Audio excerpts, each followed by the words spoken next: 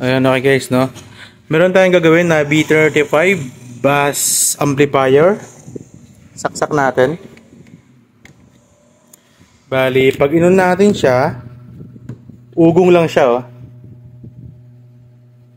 Ayan, bali walang... Ayan, ugong lang siya.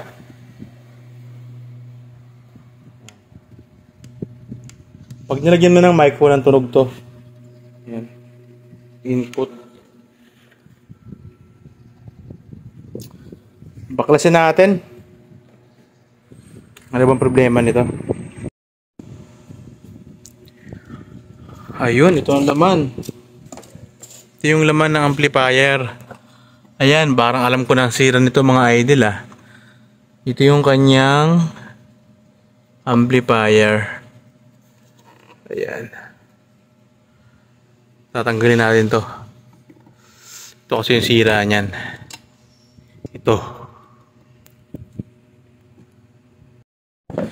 Ito na yung ano. Yan, ang hirap baklasin, no? Bali, hindi natin i-video kung paano baklasin kasi nga ang hirap tanggalin. Ito yung kanyang board. Dito yung simting board lang niya. Ayan. Bali lang kalimitang nasira dito. So, check muna natin to. In case na ayos naman yung mga transistor. And then, okay naman yung 4558. So, ito yung problema natin. 2030. So, kalimitan ito yung naging problema talaga. Itong 2030 na to. Ayan. So, bihira lang naman masira yung input natin. Ito. Okay. Palitan na natin to. After natin ma-check to mga to. Yun. Testing tayo. Okay na, oh.